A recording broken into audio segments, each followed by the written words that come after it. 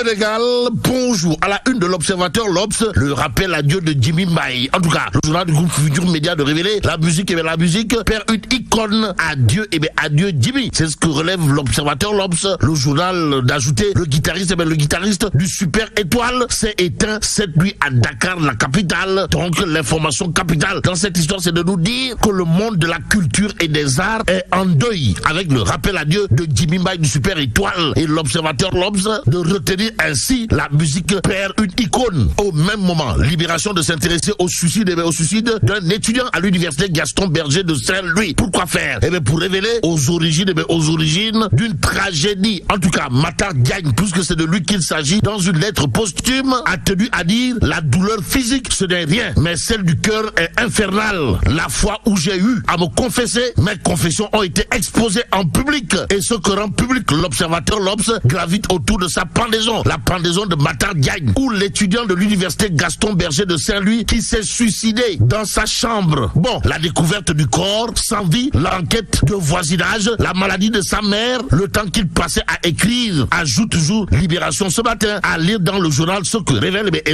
l'enquête autour du suicide de l'étudiant Matar Diagne à l'université Gaston Berger de Saint-Louis. Information qui intéresse à plus de titres. Enquête quotidienne ce matin. Le journal Le Révélé trouvait mort dans sa chambre universitaire le triste destin. Le triste destin de Matar. Bon, dans un post publié sur Facebook à titre posthume, le défunt a écrit: j'ai décidé de mourir dans la dignité plutôt que de vivre dans le déshonneur. À l'honneur du traitement de l'actualité de Enquête quotidienne, le surpeuplement des universités et entre autres Tolof et Diafé qu'explique ou tente d'expliquer Habib Ndiaye, psychologue de son état. En tout cas, l'homme dans Enquête quotidienne de déclarer: il est grand temps que le service social scolaire revienne pour prendre en charge certains problèmes. Le gros problème dans les universités intéresse à plus d'un titre le journal Critique. À la une, on peut lire rupture du dialogue entre le SAES et le ministère de l'Enseignement supérieur, de la Recherche et de l'Innovation. Manifestation à Thiès, à l'UCAD et entre autres espaces universitaires. Et là,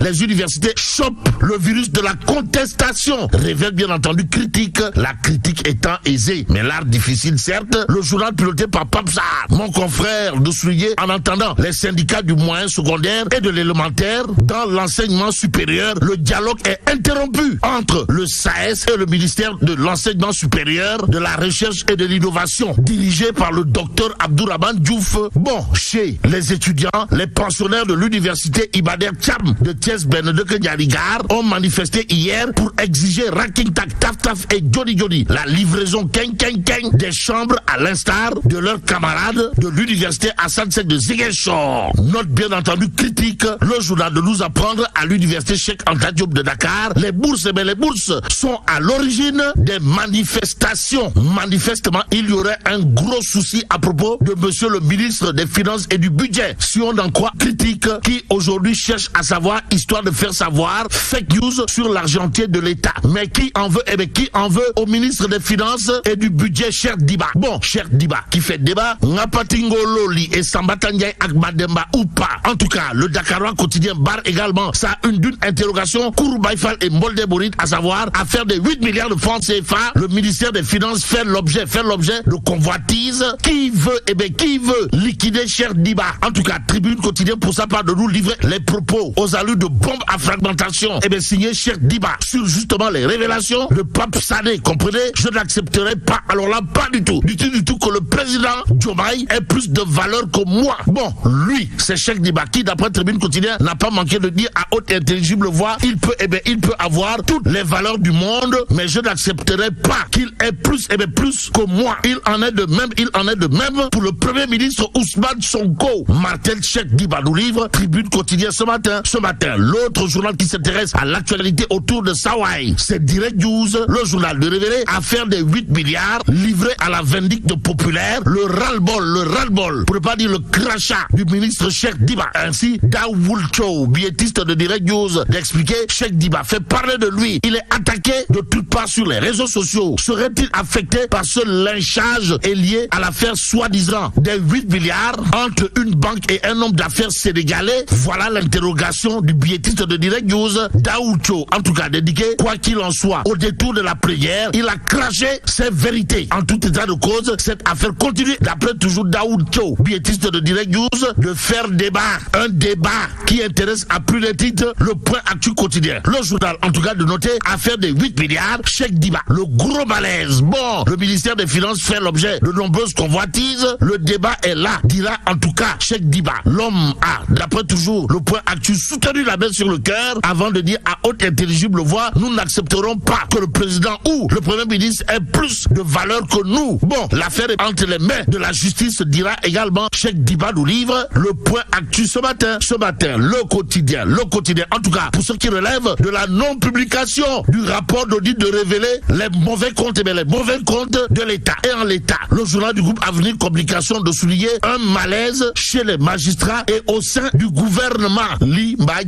Bon, restons avec le quotidien qui parle de l'affaire des 94 milliards avec à la clé Mamour Diallo. Pourquoi faire? Eh bien, pour nous dire, la justice freine la politique. D'où l'intérêt pour nous de prendre quotidien. À la une du journal, il est écrit affaire des 94 milliards, un dossier clos depuis 2021. Bon, retenons également autour de cette actualité que le tribunal est en phase avec le rapport déposé par Mamour Diallo. Cependant, ça sent toujours le nez faire d'après quotidien qui nous livre une nouvelle affaire d'expropriation est agitée contre Mamour Diallo. Mais cette nouvelle affaire risque de subir le même sort que celle des 94 milliards, c'est-à-dire sans issue. Informe en tout cas quotidien. Et pendant ce temps, le mandat quotidien de s'intéresser à l'actualité autour du fonds d'appui à l'investissement des Sénégalais de l'extérieur. Pourquoi faire? Eh bien, pour nous dire que le nouveau patron Khoureyssi Abdoulaye Thiam, en l'occurrence, fixe ses priorités. En tout cas, Khoureyssi Abdoulaye Thiam, nouveau big boss du fonds d'appui à l'investissement des Sénégalais de l'extérieur, d'après le mandat quotidien, retenons en tout cas que ça va aller très vite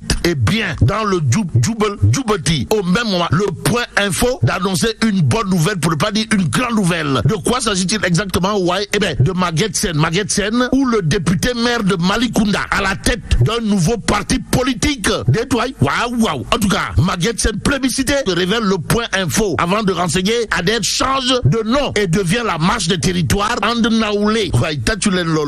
Ce matin, le journal de noter la coalition électorale, la marche des territoires Andnaoulé a décidé de se transformer en parti politique et de s'associer définitivement avec l'Alliance démocratique pour la République ADER, dirigée par Cissé Kane lors d'un congrès extraordinaire tenu le 9 février à Thiès-Bernadette-Diarigar. Maguette Sène, où le député maire de Malicounda, major de sa promotion à l'ENA, a été élu président du nouveau parti avec Adama Diallo comme secrétaire général. Bon, Cissé Kane occupe la vice-présidence et est le porte-parole du parti, informe le point info quotidien. Que retenir d'autre autour de cette actualité? Sinon, la mutation du parti ADER et l'élection de Maguette Sène à sa présidence sont perçus comme une suite logique du succès aux élections législatives célébrées avec enthousiasme par les délégués présents. Bon, une force politique en présence. Voilà en tout cas la position qu'occupera le parti La Marche des Territoires Andnaoulé, avec à sa tête monsieur le député maire de Malicounda, Maguette Sène, dans le landerneau politique sénégalais. Aux Sénégalaises et aux Sénégalais, l'évidence quotidienne de nous informer le port autonome de Dakar, un fleuron économique en déclin. À la question de savoir si, en réalité, le port autonome de Dakar, c'est comme qui dirait une structure étatique. Ndem Siyal, pour l'instant, tribune quotidienne de s'intéresser à la justice, pêche, élevage, histoire de renseigner la misère, pousse les travailleurs